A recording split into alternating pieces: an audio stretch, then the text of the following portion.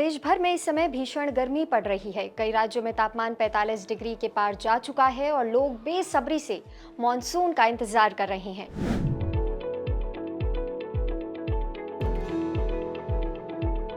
कुछ दिन पहले तक उम्मीद थी कि इस बार मॉनसून समय के पहले केरल पहुंच जाएगा। भारतीय मौसम विज्ञान विभाग यानी कि IMD ने संकेत दिए थे कि दक्षिण पश्चिम मॉनसून 26 मई के आसपास केरल में दस्तक दे सकता है, लेकिन अब तस्वीर बदलती दिख रही है। IMD ने साफ कर दिया है कि अभी मॉनसून की ऑफिशियल एंट्री नहीं हुई है और यही सवाल सबसे बड़ा बन गया है कि आखिर मॉनसून कहां अटक गया है।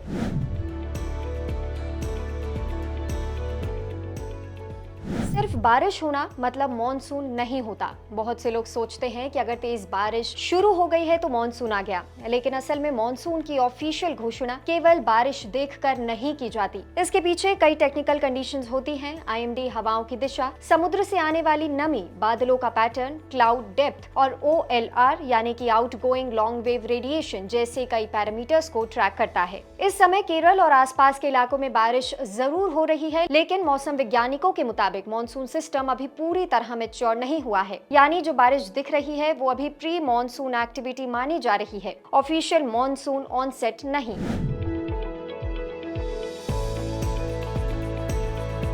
इस बार शुरुआत में मौसम तेजी से बदलता दिख रहा था। बंगाल की खाड़ी में गतिविधियां बढ़ रही थी, अरब सागर में नमी भी मजबूत हो रही थी और प्री मॉनसून बारिश लगातार हो रही थी। इसी वजह से अनुमान लगाया गया कि मॉनसून सामान्य तारीख 1 जून से पहले ही पहुंच सकता है, लेकिन पिछले 48 घंटों में एटमॉस्फेरिक कंडीशंस उतनी तेजी से मजबूत नहीं हुई जितनी उम्मीद थी। सबसे बड़ा मुद्दा हवाओं की कंसिस्टेंसी बताया जा रहा है। मॉनसून को आगे बढ़ाने वाली साउथ वेस्टर्ली विंड्स अभी स्टेबल नहीं है। इसके अलावा अरब सागर में प्रेशर पैटर्न, मॉइस्चर ट्रांसपोर्ट और क्लाउड ऑर्गेनाइजेशन अभी पूरी तरह फेवरेबल नहीं है। सीधे शब्दों में समझे तो बादल भी हैं, बारिश भी हो रही है, लेकिन मॉनसून को आगे धकेलने वाली पूरी वेदर मशीन अभी फुल स्पीड में नहीं आई है।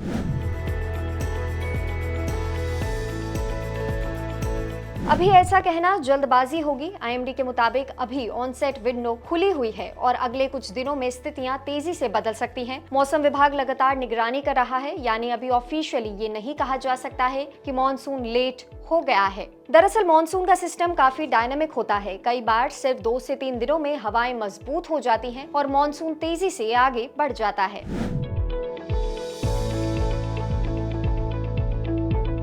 अगर पिछले कुछ सालों का रिकॉर्ड देखें तो मॉनसून की टाइमिंग हर साल बदलती रही है। 2020 में ये 1 जून को केरल पहुंचा था, 2021 में 3 जून को, 2022 में 29 मई को, जबकि 2023 में 8 जून तक मॉनसून का इंतजार करना पड़ा था। वहीं 2024 में 30 मई को मॉनसून आया था, 2025 में 24 मई को मॉनसून पहुंच गया था। इसी साल 26 मई का अनुमान लगाया गया था, लेकिन अभी उस पर विराम लगा दिया गया है।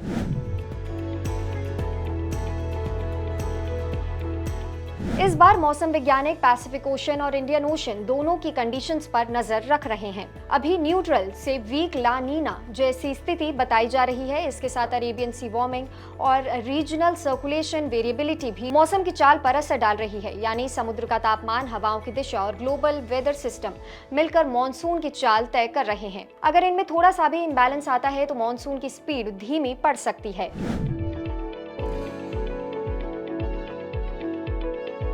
मॉनसून सिर्फ बारिश नहीं होता, बल्कि भारत की खेती और इकोनॉमी की लाइफलाइन माना जाता है। खारिफ फसलों की बुआई मॉनसून पर डिपेंड करती है। धान, सोयाबीन और कपास जैसी फसल सही समय पर बारिश मांगती है। अगर मॉनसून देर से आता है तो खेती की प्लानिंग पर इसका असर पड़ सकता है। रिजर्वायर लेवल्स और बिजली उत्पादन पर भी इसका असर देखा जा सकता है। यही वजह है कि किसान, सरकारें और मौसम विभाग सभी की नजर अब अगले कुछ दिनों पर टिकी हुई है।